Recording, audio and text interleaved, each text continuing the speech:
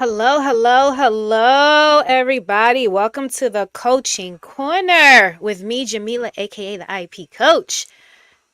Let me know if you can hear me well. I want to make sure because I have a new mic. So I want to make sure everyone can definitely hear me. So just let me know in the chat if you can hear me. And I want to say happy Black History Month to everyone. Well, Black History is every single day, but we get February. So happy Black History to everyone. And as always, make sure you share out this live with as many people as possible. And as I'm telling you to share it out, I am sharing it out as well. All right. Well, alaikum assalam. Thank you so much for letting me know. So definitely go ahead, share out this live with as many people as possible. Okay. All right. Let me make sure everything is good. Thank you all for joining me. Also, if you're coming in, let me know where you are tuning in from. Let me know where you are from, where you're tuning in from. And for those of you who are new to the IEP Coach, to the Coaching Corner, I am Jamila, the founder and CEO of the IEP Coach LLC. We are an education consulting company, and we focus on, we specialize in providing special education centered support to teachers and instructional assistants through professional development and coaching. That is the big thing that we do because there's a huge lack of special education centered support for teachers. We also support parents. We do a lot of parent workshops, and we focus on the special education and IEP processes as well as 504 plans, because we believe when our parents are educated, they can confidently advocate for their children. And when our teachers are properly supported, they feel more empowered. It benefits the students, and they also stay longer in their roles because they are getting the training and support that they need. Okay, so that is just a little bit about us at the IEP Coach LLC. And again, it is Black History Month. Let me show you all my hoodie. So it says, I am black every month, but this month I am blackety black, black, black. And shout out to my girl Adia from Also Royal Prince. She made this. She made this hoodie for me. I have a hoodie and I have a t-shirt. So let me move this out the way. So that is my hoodie. So I have a hoodie and she made me a t-shirt as well. All right. So I'm going to tag her in this video, tag her in this live as well. So, all right. So tonight, I feel compelled to talk about teacher retention, specifically for special education teachers. And I feel compelled to talk about this is because I've seen a lot of, I want to say, content regarding teacher burnout, regarding like, oh my God, I just finished this IEP meeting, like, and they feel like they've been through war. And I feel compelled to come on today to share some tips on things that I did to keep my head above water as a SPED teacher, and just things I did to keep myself going in the field, because I was a special education teacher a little over 14 years. And I know some of you may be saying, oh my God, how did you survive? How did you make it? Because you have people leaving, you have people in the role 1 month, 3 months. They might make it to a year. They may not even make it to the whole year. They might make it to the next break, and then they're leaving right after that. So I just feel compelled to share some things that I did that just helped me make it through as a special education teacher and even as a special education supervisor. And some of these things, it took me a while to be comfortable to do it and be okay with it. Because sometimes as a teacher, you feel guilty if you're like, oh, I'm really tired, but I'm going to push through and do XYZ because the kids really need it. But if you're not good yourself, and if you're not well, how can you even show up for these kids to give them your 100%? So once I started to think in that way, it was easier for me to do the things I needed to do for myself so that I could show up 100% my best. Okay. So One of the first things that I did was I stopped checking my email consistently. I want to say, what was it? The school day ended for me. It was like the kids, they would start getting on the bus around like 2:45, 2:50. And I want to say I left school around like 3:10, 3:15. I stopped checking my email. I want to say after 5 o'clock, I didn't check my email again. So that was the first thing. You have to give yourself a cutoff time of checking your emails. Don't let your supervisor, don't let parents kind of bombard you with emails, because those emails are going to wait till tomorrow morning. They're going to have to wait till tomorrow morning because you have to give yourself time to rest. You have to give yourself time to decompress. You have to give yourself time to just reflect on the day, whatever it is you need to do. You have to give yourself time to just break away from school, and just focus on what it is you need. Okay. So the first thing that I did, one of the things I did was I had to stop checking emails at a certain time. So for me, that was 5 p.m. I stopped checking emails. If you get any emails after 5 o'clock, you can definitely check them tomorrow morning. And you can even let parents know, like, listen, I'm very responsive. I'm going to respond to your emails, but after 5 p.m., I will not be checking emails. Just so they're aware. And I was very transparent with my parents, because like you have a life too outside of school. Okay. Another thing that I would do is I made sure I stay connected with people who wanted to see me win, people who poured into me, and people who loved me. Your true friends, your true family who was there for you. I always scheduled time to meet up with them and do fun things. So I guess you can say I scheduled my joy. I was scheduling joy before I even thought it was a very important thing to schedule joy. You have to schedule you have to schedule your joy. That could be your hobbies. It could be just you being in silence. Whatever joy is for you, schedule it. Put that on your calendar so you have to do it. It could be going to the gym. It could be going to get some ice cream. It could be just going for a drive. And those were some things I did too. I would just go for a drive, and I would do a drive where it's beautiful scenery, because that just helped me to relax even more. Okay. So, scheduling your joy. Number three, another thing I did to keep myself sane while I was working as a sped teacher, and this was hard for me at first. I had to learn to remove my emotions from situations that arose at work. And what I mean by that is sometimes, like, my principal or director could come in and tell me something, and that could literally just ruin my day, because my emotions are involved. And I'm like, oh my God, why did they do this? They know I'm doing this. They know I got this to do, and they gonna come and do da da da da da da da. And I had to get to a point where I'm like, that's them. They're gonna do what they're gonna do, or they're not gonna do what they're supposed to do. And I still got to do what I have to do, and I'm gonna work the way I know how to work. So I got to a point where I had to remove my emotions from a situation, so that way I wouldn't get worked up about it. And so that I could clearly think of, okay, how am I going to manage this situation, and how will I solve this problem?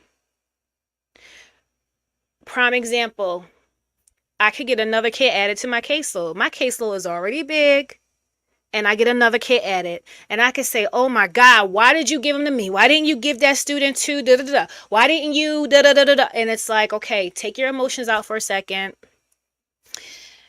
You all don't have, it's only 5 of you. Everybody has about the same amount of kids. This kid is in the grade that you service. Take your emotions out of it. Yes, is it an inconvenience? Yeah, because you got another kid and you're trying to make sure you do the right thing for them. But it is what it is. Take your emotions out of it. You getting upset, you working yourself up, that's not going to help the situation.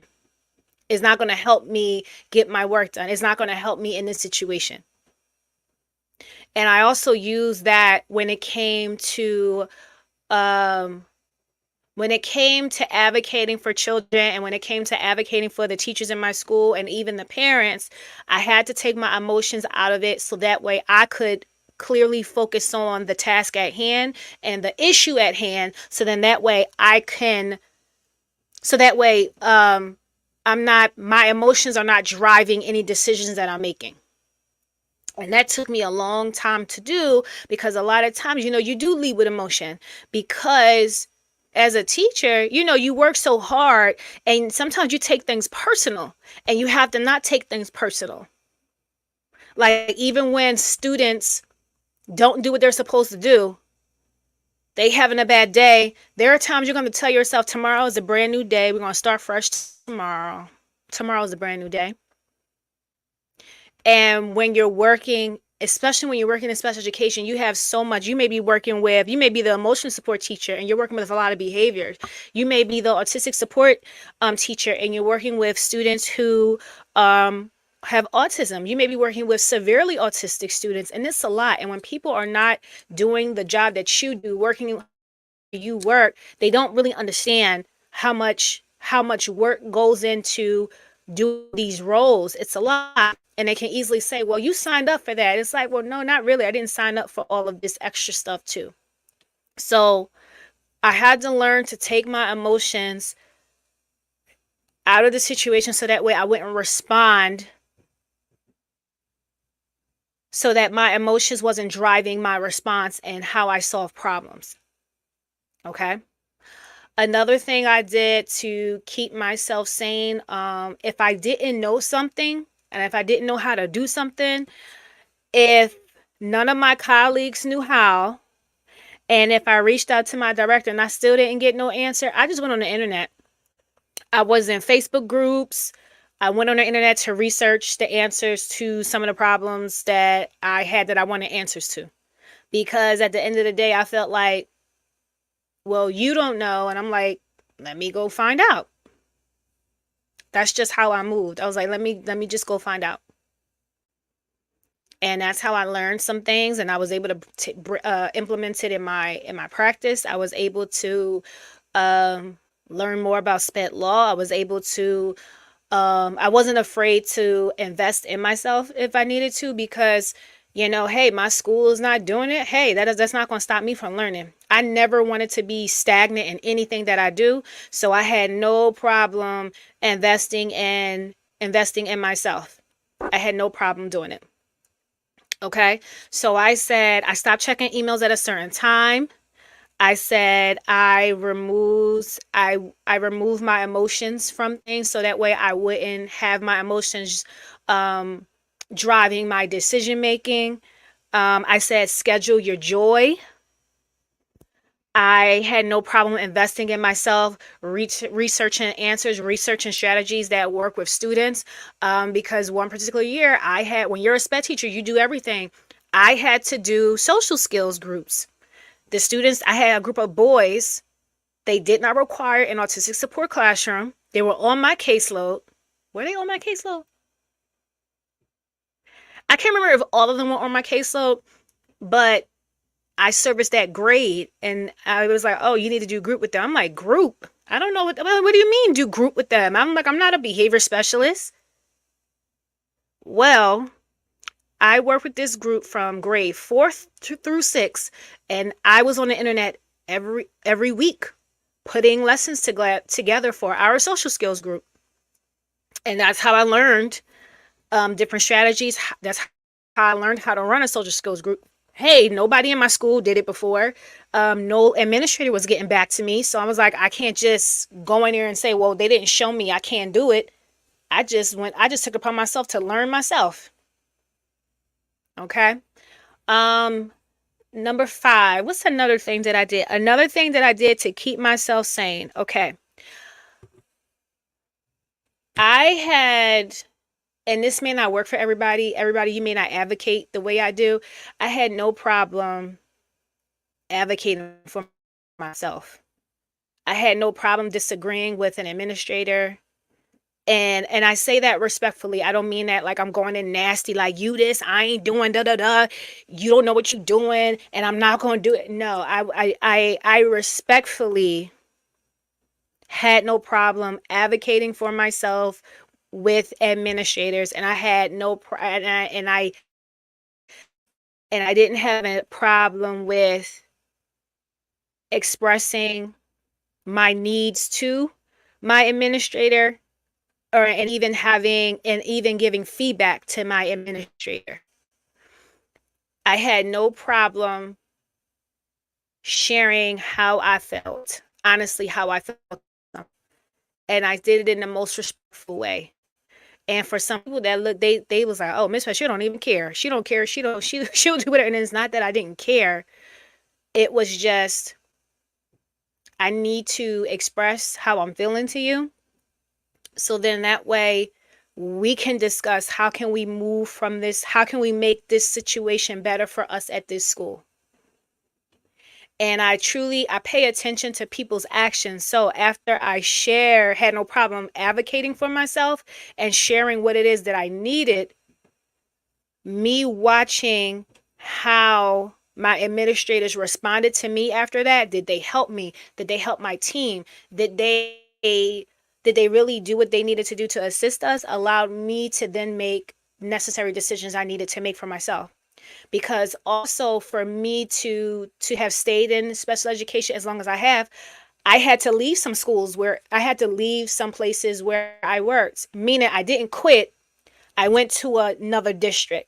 And sometimes that is necessary for you to grow in the field and to grow in your practice, because where you are, the environment where you are teaching, where you are working, it may not be a healthy environment, and it may not be conducive to you growing in your profession.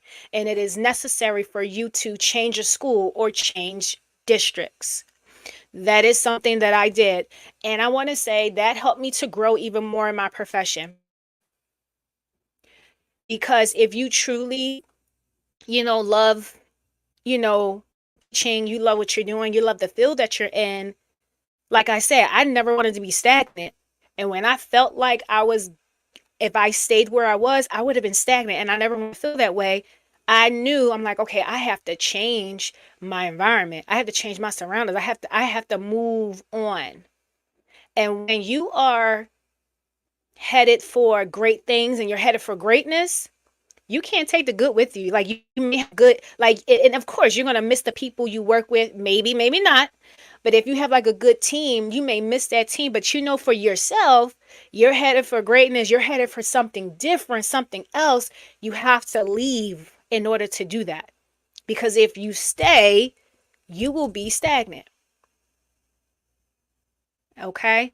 Those are just some things I did for myself to, I want to say, to keep my head above water and to remain in the classroom as long as I did.